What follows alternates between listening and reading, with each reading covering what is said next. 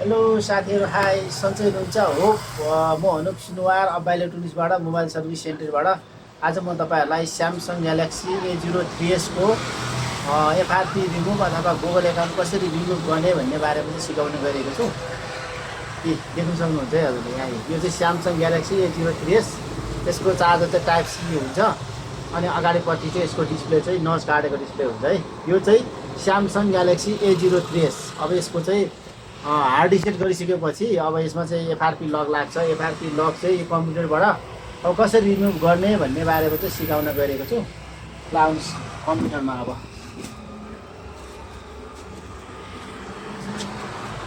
अब यसलाई चाहिँ ठ्याक्क लाएर चस्मा लाउनु पऱ्यो नि त मजाले। ठ्याक्क लाएर अब यसलाई चाहिँ अनलक टुलबाट खोल्नु पऱ्यो। यहाँ आउँछ है अनलक टुल, यता कम्प्युटरमा अनलक टुल, त्यो चाहिँ अनलक टुल। अनलक टुलमा हामीले अब यसलाई अनलक टुल ठ्याक्कै मैले खोलिरहेको छु। यसमा जाँदा हामी चाहिँ स्यामसङ कुनको एफआरपी रिमुभ गर्ने हो त, स्यामसङ ग्यालेक्सी A03s भन्छ। यहाँनिर स्यामसङमा जानु पऱ्यो। हेर्नुहोस् है यहाँ स्यामसङमा जानु पऱ्यो। स्यामसङमा गएपछि यहाँनिर फ्ल्यास, ओडिन फ्ल्यास र सेक्युरिटी हुन्छ, सेक्युरिटीमा जानु पऱ्यो।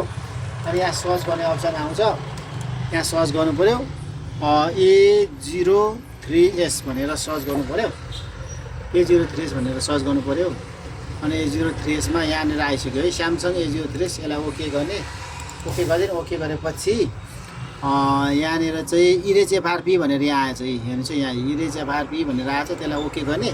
ओके गरेपछि यस्तो किसिमको एउटा प्रिलोडर इरेज एफआरपी भनेर त्यहाँ साइडमा आउँछ। अब यहाँ आउँछ। अब मोबाइललाई चाहिँ हामीले हेर्नुपर्ने चाहिँ यसलाई चाहिँ सर्वप्रथम हामीले चाहिँ त्यसलाई हटाउनलाई केही गर्नु पर्ने। अरू चाहिँ प्रायः जस्तो भोलम बटम अप र डाउन गरेर गर्नु हो, तर यो चाहिँ के गर्नु पऱ्यो, यसलाई स्विच अफ गर्ने। मोबाइललाई स्यामसङ A03s को एफआरपी रिमुभ गुगल एकाउन्ट हटाउनलाई स्विच अफ गर्ने है। मोबाइल पावर बटन थिच्यो अनि चाहिँ स्विच अफ गरिदियो। मोबाइल स्विच अफ भयो हजुरको। मोबाइल स्विच अफमा चाहिँ स्विच अफ भयो यसरी स्विच अफ भयो। अब यसलाई हामीले के गर्नु पऱ्यो, यहाँ कम्प्युटर कनेक्ट गर्नु पऱ्यो। कम्प्युटरमा डाटा केबल छ नि त यहाँ है, डाटा केबल ढक्क राख्ने हो। डाटा केबल कनेक्ट गरेर त्यहाँ राख्ने। त्यो राखेपछि अब के गर्नु पऱ्यो है, मोबाइल स्विच अफ भयो। हेर्नुहोस् मोबाइल स्विच अफ भयो। अब यसलाई मोबाइलमा ठ्याक्कै कनेक्ट गर्ने बित्तिकै अटोमेटिक भइहाल्छ है। यहाँ हेर्नुहोस् है, दुइटै यहाँ कम्प्युटरमा पनि यहाँ पनि। अब मैले मोबाइल स्विच अफ गरेर काहीँ छिचिनँ, ठ्याक्क खालि डाटा केबल मात्रै कनेक्ट गरेँ, त्यहाँ भइहाल्छ। हेर्नुहोस् है, ल मैले डाटा केबल कनेक्ट गरेँ।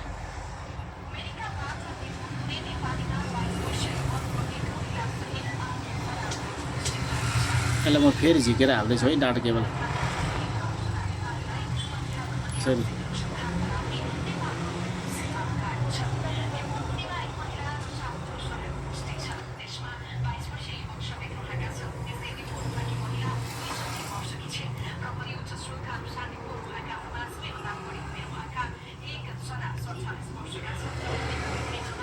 ल देख्नुभयो, देख्नुभयो ऊ तलपट्टि है। ल यो चाहिँ राम्रोसँग प्रोपरली यो कनेक्ट नभएको कारणले त्यस्तो भएको। अब यहाँ तल हेर्नुहोस् है, तल हेर्नुहोस् है, इरेजिङ एफआरपी ओके भयो है।